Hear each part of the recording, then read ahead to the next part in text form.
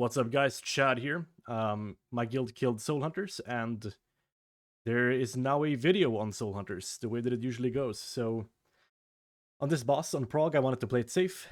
This boss is essentially like Smolderon. It has intermissions, and it has a 30-second, roughly, cadence of spirit bombs, which is a heal absorb that you can ramp for. And the name of the game is to hit each of those as Void Weaver. You will have a pet, you will have a Mind Blast for each of them. You will also, on Reclear, probably play Bright Pupil. On Prague, I didn't, obviously. I played Enduring Luminescence. This means that you won't have 2 radiances for each ramp. But the reason I did this was because this fight has a lot of, like, mechanics vomit. There's a lot of stuff to dodge on the floor, so I can't plant for, like, long enough to kind of get those double long casted radiances off. Maybe that's just, like, a learn to play issue, but I think that on Prague it felt safer and I was still shitting out HPS, so let's go into it. The first thing here is 10 seconds on the pull timer. I start my ramp here. I have a lot of haste, so if you have less than me, then you should probably start a little bit earlier and hope that you have like a 15-second pull time. I go rad, I dot, and then I go rad again because I'm playing the dot spread build here, because we have 3 guys to spread our dot to. There's a big initial hit here, and hitting your empowered Void Blast from Penance into it is a big deal, actually, for throughput. And you will usually have PI running here, and you'll also have Lust, so you can see me sequence Mind Blasts, which is insane. And then I send a couple of globals into it, and then I immediately start ramping for the next bomb here. We only have 1 rad here, so I'm going extra wide. We have Lust, with PI, it's very possible. You can see me sequence a bit weirdly here. I send Mind Blast, and then I send my Void Wraith. It's not a huge deal. Name of the game here is also to make sure that the empowered Void Blast from Wheel and Woe hits into the heal absorb as fast as possible. The penance itself doesn't actually out-damage it, so if you want to like really snipe this and you're playing with like a provoker, name of the game is to get that Void Blast hitting the heal absorb. So here it's 15 seconds, 16 even, and I will start my next ramp here. And this is gonna be, so here I think I opted to send 2 rads, but I think the play is to send a single rad here. Because I think it's extremely tight to send... Oh no, I didn't. I just sent 1 rad, which is correct. Because you want to have 2 rads for the evangelism coming up soon. We get pulled in. Little tip. The talent in the general tree called Phantasm that removes slows with oppressive fade is good here. After the chains, don't use it too early. And you just use it and you'll get the slow removed. Once again, 15-16 seconds on the heal absorb, the raid damage timer on big wigs. I start my ramp again, and this time it's an evangelism ramp. Another thing to keep in mind here is that the people doing the soaks are getting cranked, so sending some defensive dark reprimands into them is probably genuinely the play if you want to like make Prague more consistent. I think it's the only way Void Weaver can actually like help in a big way, outside of like just ramping and hoping that you're like doing healing to them. This intermission, you can send a Void Wraith here, I think, but it's super tight. It's the same in the second one. I instead opted to just send uppies. Felt like a really natural spot to send it. And then I soak some after I'm done. By that point, the homies around me have probably like gotten a bunch of stacks, so they can't soak anyway.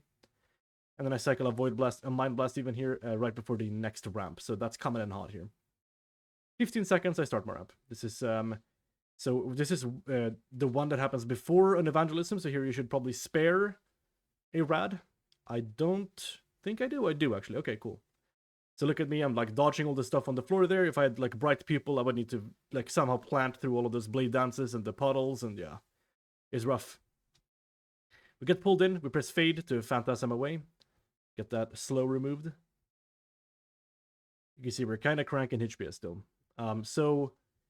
Once again, we're looking at the timer, raid damage, so we'll start our ramp here in a second. We're a bit late. This is Evan, so you want to be earlier than that for sure, but we get that repaired here by having PI get called for. The extra haste will help us finish earlier, which will mend our mistake, hopefully, maybe. Here I think I get a bit unlucky. Yeah, I get like this and I get outranged and I can't attack it. I think I crash out on stream.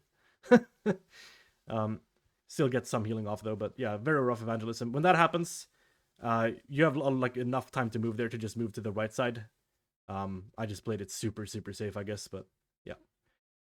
I also don't need to play that far away. I can play far closer. Another little tip as well here, as we are currently ramping for the next heal absorb, make sure that you target the right guy. There's like 3 guys here that you can target, and I'm currently targeting one of the bad ones, because this is the guy that like jumps away. Elissa Dark Sorrow is one that I like really enjoyed targeting. She felt way better. Intermission again, this one is just a Mind Blast. Again, you can cycle a Void Wraith here. Like, it has to be right off cooldown, I think. And again, super sketchy. I just don't think it's worth it. I think it's far safer to just send a Mind Blast here. Crank, keep people healthy. Life is good.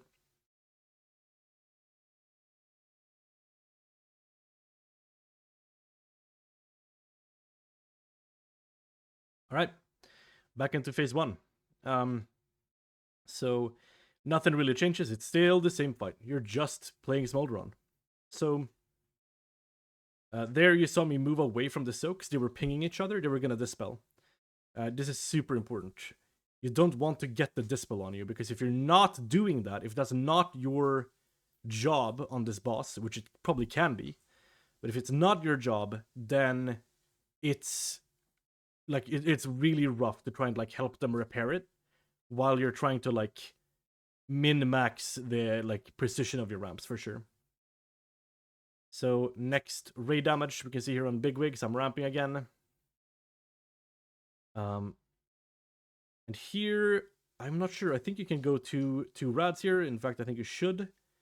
It's a little tight. I think I sent my pet in between my radiances there, which is fine. I've let my dot drop here as well, which is not really, that's not very good. It's not a huge deal, but this is a boss where it's kind of free. It's just 1 global, and then you refresh it with penance, and then you just keep on cranking. Because you spread the dot to the other guys as well.